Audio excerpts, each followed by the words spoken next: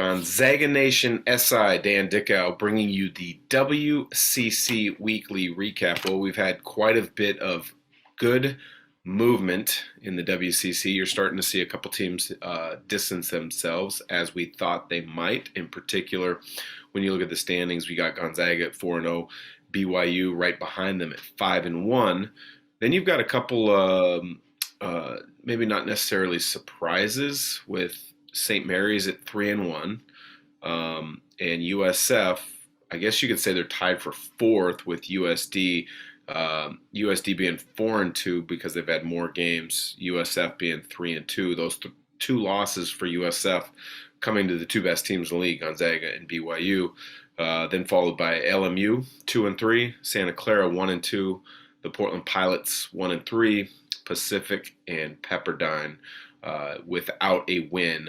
The Tigers 0-3, the Waves 0-6 in league. But as I mentioned, really good week of basketball. It was great to see basically every game go. You saw a couple makeup games early in the week. You're going to see at least one makeup game this week, which will be a Monday. Let's see, USD goes at Santa Clara. So I think you'll learn a lot about USD if they truly will kind of contend to continue to have a surprising season. They were picked towards the bottom of the league. Marcellus Earlington has played really well. Wayne McKinney Jr., a freshman, has had some bright spots. But, you kind of look at this USD Santa Clara game on Monday as being, in my eyes, a battle for fifth place. Loyola Marymount, after their COVID pause, they're starting to show some good signs of life. But all in all, I do think Santa Clara is going to end up in fifth place. And for the top four teams in the WCC, where I've mentioned it again and again throughout the first few weeks of the league season, I think this is a four-team WCC bid league to the NCAA tournament. You look at those top four teams, Gonzaga's either one or two in the Ken Palm in the net, as they've been pretty much throughout the year. BYU is locked in the low 20s. I believe they were 22 last I checked. St. Mary's and San Francisco are both right around the 32 to 34 mark. Now, the big thing again has to be San Francisco and St. Mary's can't lose to a Pepperdine. They can't lose to a Pacific, where it's now deemed as a bad loss in the committee's eyes, because you would expect, as the way things are looking to play out, Gonzaga's probably a one loss at the most team. BYU's looking solid. So the hope is that, the BYU, St. Mary's, and USF for the league beats up on each other and takes care of business the rest of the way. And each of those teams then have, four losses, five at the absolute most. And if it's those five losses, it's got to be two Gonzaga, two BYU, one St. Mary's or one USF. Flip it either direction with which program you're looking at. So I still think there's a tremendous amount of hope for that. I do think that at least there will be three teams, barring any major collapses, coming out of the WCC going to the NCAA tournament. So just to recap this past week, like I said, USD's been the biggest surprise with Marcellus Earlington and Wayne McKinney Jr. They've gotten a lot of production that was maybe not earmarked by certain guys, especially when you look at Masalski doing the grad transfer and heading to USF. Had some questions, but they've been playing really well. So Thursday's games were tremendous. BYU beats USD, as I mentioned, but that's it. San Diego loses that game, but it's single digits. It's giving you a lot of I don't want to say hope because it's the wrong word, but it's giving them a lot of ideas for progress that they've made. And BYU is a really good team. Alex Barcelo led that game with 22 points. Next up, we got LMU over Pepperdine. That game was an overtime game in Malibu. LMU ended up winning 85-80. It's been a frustrating go for Pepperdine, that's for sure. They're a really talented young group of players, three freshmen in particular, Maxwell Lewis, Mitchell Jr., two of those guys. That a bright future. Jan Zedek had 28 points in that loss, but at the end of the day, it was too much Eli Scott. 31 points. He just kind of controls every single game that he's in, whether he's controlling it from a playmaker standpoint, as far as he backs guys down, sucks in the double team, kicks it, and lets guys play in space or out of late rotations. Or if you don't double, he's good enough to be able to create and finish in a one-on-one setting, finish through contact. He can rebound it, push it on the break himself. So he played really well. And Joe Quintana, continues to shoot the heck out of the basketball. Had 6 made threes in that game. Leading the conference in made threes per game is Joe Quintana. The other game, obviously on Thursday, would have been St. Mary's beating Santa Clara 73-65. Couple Gales with 17 points that night. Tommy Kuzi and Alex Dukas both had 17. Jalen Williams for Santa Clara continued his really good play as a junior. He had 18 points that night. He's WCC's leading scorer, and I think that's going to hold up throughout the rest of the year. Timmy's had some unbelievable games, in particular a week ago where he had back-to-back 30-point games. But, Gonzaga's balance doesn't necessitate Timmy scoring that much throughout the rest of the year. Plus, there's going to be some blowouts where Gonzaga gets some of their younger guys some more playing time and experience. And then to stay on the topic of Gonzaga, on the Thursday night, USF battled Gonzaga in Spokane. Gonzaga, yes, pulled out a 16-point win, 78-62. But USF was up early. They were up double figures early in that first half, and then Gonzaga's defensive intensity on the perimeter picked up. Didn't necessarily force a ton of turnovers, but it didn't allow USF to get into a groove and a rhythm offensively that they were in the first 6, 7, 8 minutes of that basketball game. But Drew Timme ended up with 23 points after struggling early. Anton Watson continued his great play, 11 points, 5 rebounds. I believe over the last 9 games, Anton Watson's averaging right around 11 points, 7.5 rebounds or so.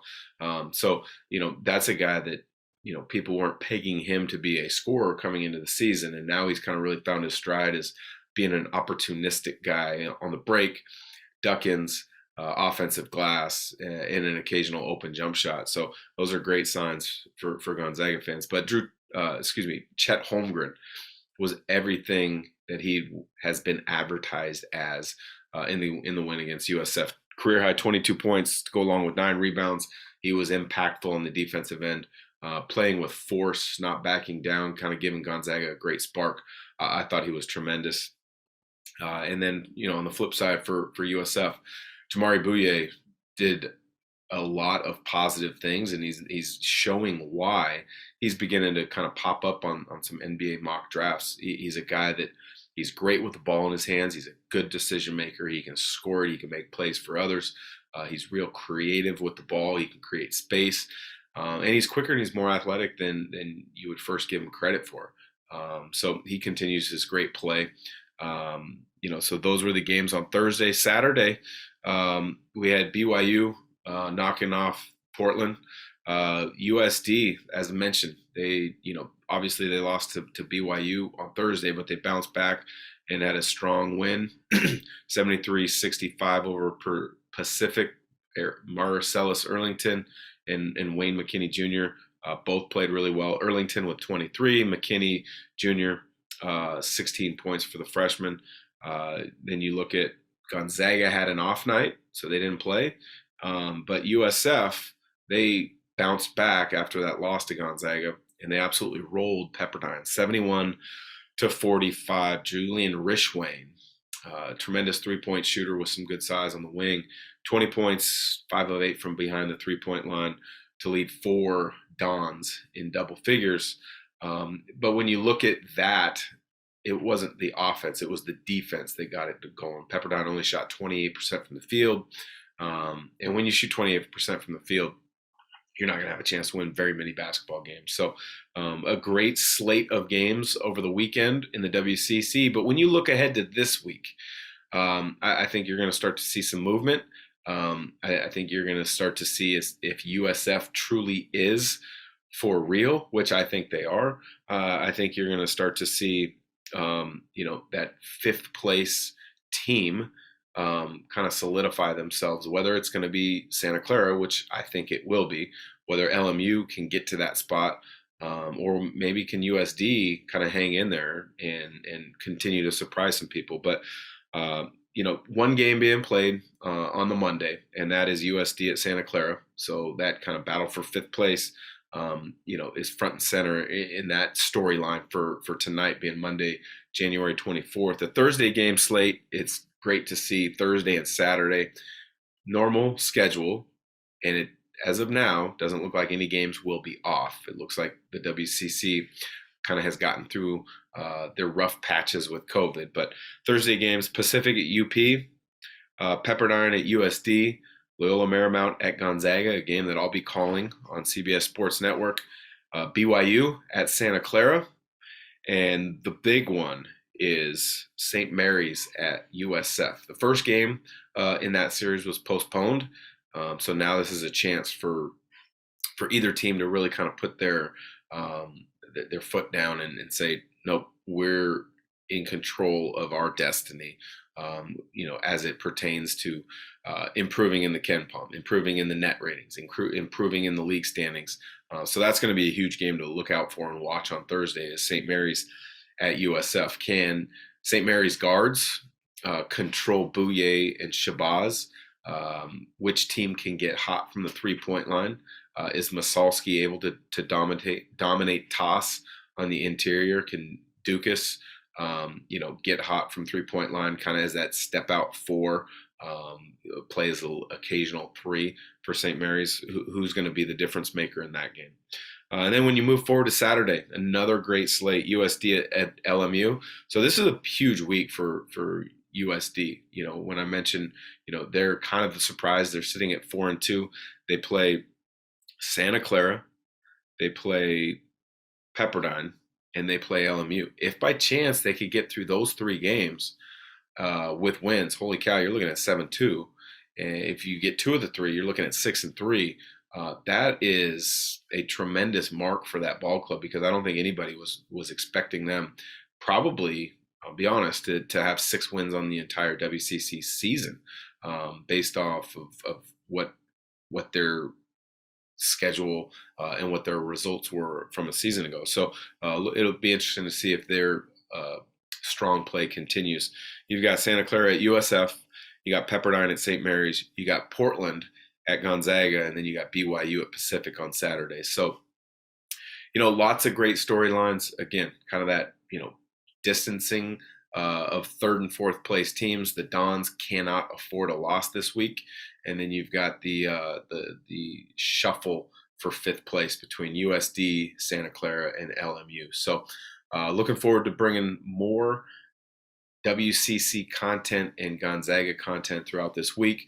Adam Morrison and I will have a couple video show podcast release coming up this week, and Sack and Jack, Rob Sacre, Jack Ferris, will continue on with a release this Friday, kind of a lighthearted look at Gonzaga basketball. So for Gonzaga Nation SI, thanks for joining. Check us out on all major social media platforms.